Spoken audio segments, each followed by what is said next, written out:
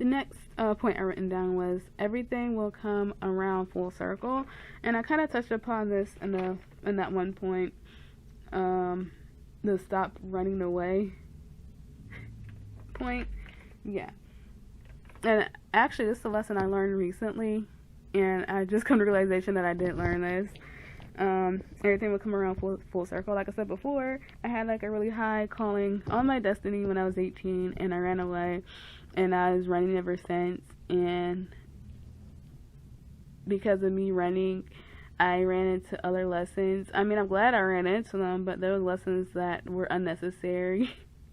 And so I added unnecessary stress and anxiety and depression to my life that I didn't need to add. If only I had like stayed with the path I was on. But anyway, one day, I don't know, was I in the kitchen? I was cooking or was doing something. I'm always in the kitchen because that's my place. I love being in there. I was in the kitchen one day and I just stopped and I'm like, oh my gosh. It's like, there is a reason why things didn't pan out the way they panned out. It was because I already had my destiny the whole time. It was just up to me to not give up. And after I realized that everything came around full circle, I've been actually, and I don't think this is a coincidence, but I've been finding opportunities to help me get back to where I was before. These positions, even though they're not as high as where I was going to go, they still got some rank on them. They really got some rank on them. So prayerfully, I'll hear back from it soon, but it'll get me started in the right direction. And then after that, I feel like I'm just gonna take off. I'm just gonna grow even more from that.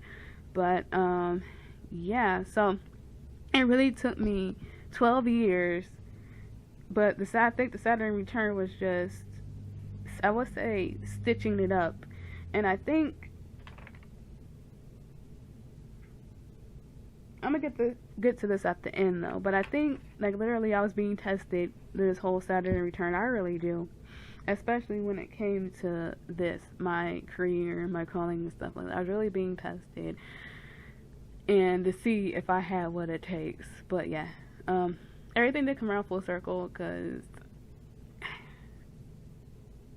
yeah, I'm back where I was like 12 years ago, almost back to 12 years ago, which is like really, I would say literally creepy, but it's really something. It really is something how God and the universe works. It really is. Oh my gosh. Okay. The next point is patience, patience, patience. And it's something that I realized, well, now I realize I had to learn, but going through this return, oh my gosh, I didn't have any patience at all. I was really rushing things. And actually, I was rushing things. It wasn't like the thing. I was like really rushing things. I felt like I always had to be somewhere. I always had to do something. Always had to be something. And I really just didn't sit back and go for the ride. I really didn't. I was like always trying to do something. Like I said before, I felt like I had to contribute to society in some type of way. So I was just shoot, one thing. Okay, this didn't work. Shoot, that didn't work. Shoot. I was always zigzagging. And I wish I didn't do that. I wish if I could go back and redo my Saturn return over again, which I don't want to do, but I'm just speaking hypothetically. If I could go back, I would have taken things slower, because I feel that I would have came to realization of my destiny sooner had I had done that, instead of feeling anxious and bouncing up the wall from here, there, and everywhere, and not really taking my return for what it was. So that's one thing I do regret, is not having enough patience. I have it now. I have no choice because of the lockdown and things like that. It really did slow me down and made me go introspective for a moment and really develop my patience. But before then, no, I didn't have any patience for anything. The next point is quit self-sabotaging, which which does go with stop running away and the full circle points. Um, and this, I had to come to admittance with this too, because before I'm like, no, I don't do that. Like, no, I don't self sabotage. But actually, looking back at all the stuff that I've done, yes, I did or slash do have a tendency to self sabotage. But like I said before, it all stems back to the opportunity that had presented itself back when I was 18, and I felt like I wasn't ready for it. So yeah, sis self sabotaged and messed everything up.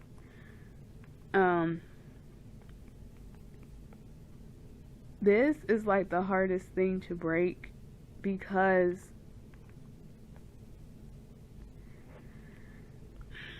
I'm trying to put it. I'm trying to put word it in a way.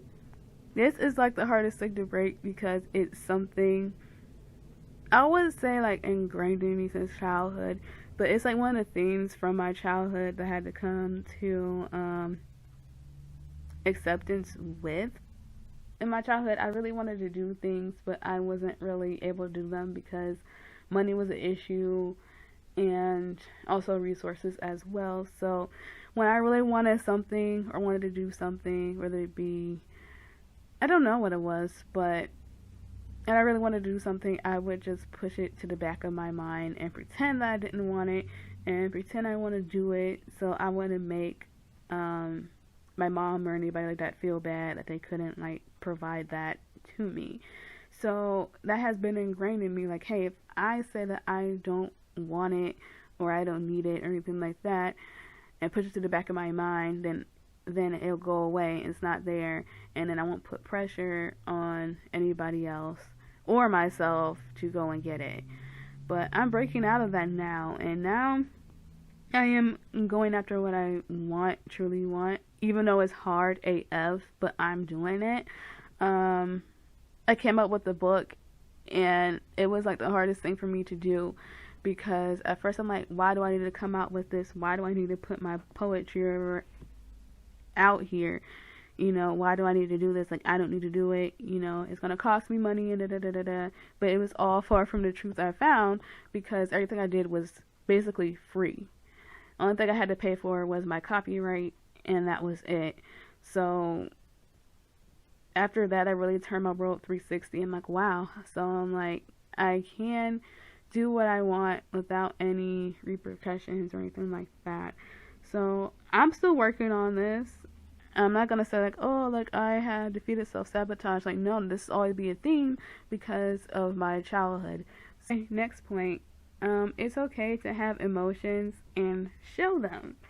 And it's kind of, I'm going to touch base back with the first point that I made like way in the beginning of this podcast with my Saturn being in a water house and how it is debilitated there. And yeah, emotions, that's why my emotions have been like capped off.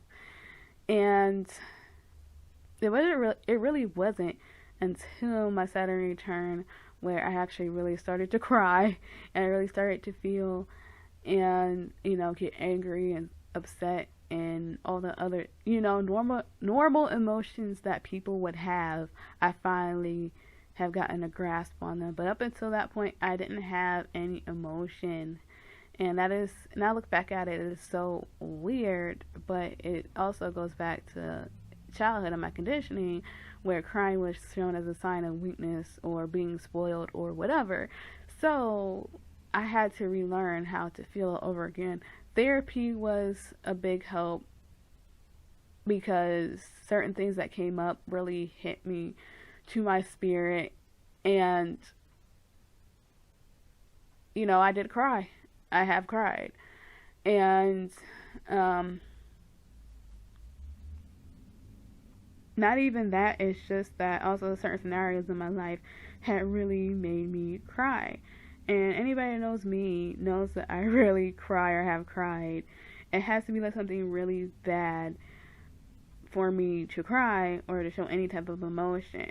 So for me to show like emotion now, like everybody's like, oh my gosh, like what's going on? And everybody knows like when I cry now, like something is like really bad or something is like really going on. So yeah. And actually it feels better to express myself. Now I find myself expressing myself more, especially on certain issues in my life, and feeling more vocal. And yeah, so basically, instead of Saturn shutting my emotions off, it actually turned my stuff up. So I'm not saying that I could cry at a drop of a dime. I'm like really cool as a cucumber, but I'm just saying it's easier for me now to express emotions at appropriate time instead of staying stone-faced and emotionless. The next point is called done is better than perfect, and I'm still struggling with this. I am. Hence is why I am redoing this podcast, because the first one I did, I felt like I was talking too fast and everything was all over the place, and I really didn't have any organization, so I decided to redo this. But I feel like that was the one I should have posted, but I just want to make sure my message is brought across clearly and concise. I don't want it to be torn up or sound torn up or janky or anything like that. So yeah, but the last jobs that I've had taught me this, especially when I was working at fast food. The things I have seen. If you guys want like a video, if you guys want a podcast on that, I would surely be glad to give it, because there are things that I have learned, and I can tell you what you should and shouldn't eat from fast food. I'm just saying, because I worked in the back. I know all the ins and outs of it. But anyway, yeah, but that job taught me, done is better than perfect. And even my last job that I had, done is like better than perfect, because I'm a perfectionist. I can't help it. It's just part of my makeup. I've always been like that. Even when I was younger, I've always been like that. It's something that I can't help, and I try to do it, but I realize that I can't. And I feel like that's probably why I didn't really stay in the last two jobs that I had as long, because everything was out of order and chaos. So yeah. The next point is some people truly want to help me, and this goes along with I'm not alone. I had to learn there are people out here that are on my team, and I keep repeating therapy, but therapy was a big help on this, because therapy made me realize that I did have walls that were up and unnecessarily. Like, it's good to have some kind of skepticism in my life, but to be skeptical like all the time and wasn't like really good. Basically, all of this told me whoever is truly for me and my team will show up, and friends and family that were there, they did show up, and I am forever grateful. There we go. I'm forever grateful. And it made me feel so much less alone. I felt I didn't have to take on certain things by myself, and it really lifted the load off of me. There we go. That's what I wanted to say. Next 2 points can go together too, and those are my curves are beautiful and my hair is beautiful, which I thought I would never have to face self-image issues, but I do believe it was because of the planets that I had in the house with Saturn, which is Neptune, and Uranus, which I forgot which planet energy deals with self-image and basically like mental, because all that stuff is mental. I forgot. I think it was a Neptune. I do believe it's Neptune. I'm not sure. Don't quote me on that. I have to look it up. But I had to deal with self-image issues, especially 2017, 2018.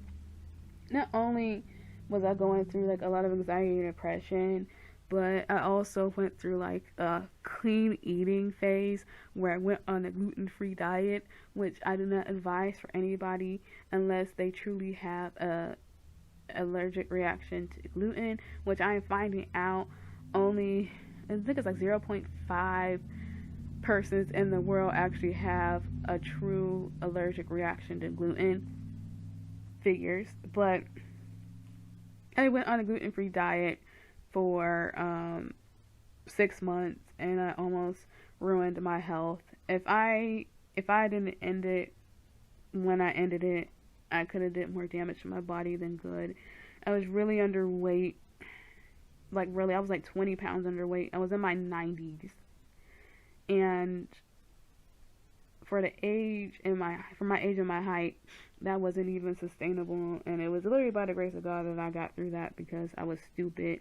I should have just dealt with my anxiety and depression before worried about what I was eating. And come to find out, I just had really bad allergies, which made me like sensitive to certain kinds of foods. I have histamine intolerance at the time, so certain foods really triggered me. But anyway, now that I didn't know it at the time, but yeah. And then at the same time, around that time, I was like really experimenting with my hair. I was trying to go natural. I did go natural before, back in 2013, and it worked.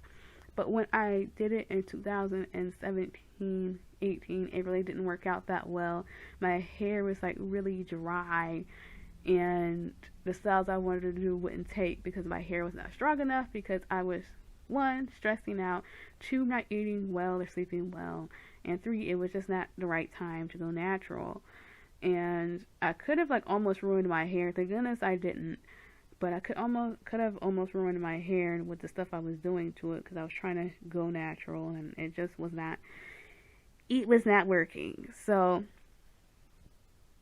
I've come, especially now, I think after I turned 30, I calmed down on how I should look and how I present myself to people, because hey, I am what I am. I have curves, I have hips, I have thighs, and if I want to put a relaxer in my hair, then I can. If I don't, I don't have to. Beat it by the bing, bang, boom. That's it. Okay. I was trying to be something that I wasn't. Instead of just accepting myself for what I was and who I was, I could have easily bypassed all the BS, but I didn't. But I'm glad to go through that, because it really made me see myself. So I don't regret that. I just regret the stuff that I did to my body. I'm sorry, body. The next point is show gratitude and be grateful. And I know growing up, I would hear this all the time, especially like in the church. Oh, be grateful for God has done for you. Da da da da da da da. And yes, hearing it and actually being grateful are two different things. I would hear it all the time, but now I look at it, I realize that I wasn't really grateful. And my Saturn return really made me grateful for everything, especially when my health, especially 2017-18, was not the best. And it really made me grateful for what I have had. I had to develop this because I didn't really have it, and I do give a shout out to Lavender. She's on YouTube. I found her stuff one day because I was looking for self-development exercises to do, and I came across her stuff, and I signed up for her email list, and she started sending me the email list started sending me different exercises to do to help me develop gratitude and help me actually get on track to where I am today. So if it wasn't for Lavender, I don't know where I would be right now. Still confused as I don't know what. But she talked about gratitude journaling. I'm like, that sounds like a good idea. So at that time, I was on a social media fast. So I didn't do social media for about 1 to 2 months, so I can actually be in the spirit of being grateful and gratitude. So I did that. I was only going to do gratitude journaling for a month, but I ended up doing gratitude journaling up until this year, and I'm still doing it. I don't do it as much because now I find myself just being in gratitude and Thanksgiving all of the time now, so I really don't do it. The only time I really do gratitude journaling if something really major happens and I cannot express into words how grateful that I am for that. Grateful to God for that. So I was on a roll. Yeah. So my Saturn return really made me grateful, and yeah. So if you haven't, check out Lavender. She's great. She has a whole bunch of other stuff on her channel too that really will help. The next point is breathe. Pretty much breathe. And I find myself, now I look back, I find myself not breathing, not just like the physical aspect of it, but also mentally and emotionally. I was like I was really carrying a lot of extra stuff that I did not need. I was not only carrying my stuff, but I also was carrying stuff from my friends, from my families, and even people I did not know, because I'm empathic, da da da da da. I don't want to put it, make me sound like a loon or anything like that, but I feel what other people are feeling, I should say that. I pick up on their energy. So when all that stuff was coming at me, I didn't know how to handle it. And it would just build up and up and up until I felt like I couldn't breathe. And actually in the physical, I couldn't breathe. I would stop breathing. And it wasn't until recently I realized that people that have anxiety or suffer from depression, they stop breathing. And they don't know that they stop breathing until like, oh, I should take a breath. And really, breathing is it parasympathetic response or sympathetic? It's one of those responses where it's automatic. It's automatic response. We're supposed to breathe because we're human. We're supposed to take a inhale, exhale without even knowing it. But me, I was find myself holding my breath and not breathing. I was aware of my breathing, so I would stop it. I don't know why I would do that. I guess it's like a sense of control. Next point is other cultures are beautiful. I don't have anything to say for this. I just became more appreciative of other cultures. I love just cultures in general. Growing up, especially 7th grade, I really got hooked on the Spanish culture and everything that it had to offer, the language, everything. I can speak Spanish. So after I learned like Spanish, I really got into like the culture and everything. And then now I'm into Korean culture. I've been learning the language for years. I know how to read it. Still don't know what I'm saying yet. I'm still working on that, as I'm doing right now. But I know how to read it, and I just appreciate it as a whole. So that's one positive thing that this return has brought. Another point is it's okay to be a kid, but on the inside. And it's like basically I can still be a kid, but I can feel like in my heart. And this goes with like me looking much younger than I actually am. And I'm not on here bragging or anything like that, but I'm just stating the fact I do look younger than I actually am. People always ask me, am I 15 or 16, or if I'm going to school or not. And it does get annoying, but I realize it's not only how I carry myself, because I do have young energy, but it's also how I've been dressing. So I've been trying to fix that. I realized that I have been carrying or having like stuff from high school in my closet. Yes, I still wore like stuff from high school and probably from college too, and I guess that's probably why people have always thought I was younger than what I was, because I really wasn't wearing quote unquote adult clothing. But what is adult clothing anyway? But anyway, I wasn't really dressing for my age. But back in September, I ended up cleaning out. I did like a huge overhaul on my closet, and I'm still doing it. I still want to get rid of the rest of my stuff, but because of the lockdown and the way things are now, I can't, because I wouldn't have any clothes. So basically, I'm in the process of doing a huge overhaul on my closet, and I want to get more mature pieces, more pieces that fit me in my 30s, me now. So I don't have to, have people like guess really too far off the mark where my age is at. You know what I mean? So I just really want to not only feel mature, but look mature too. So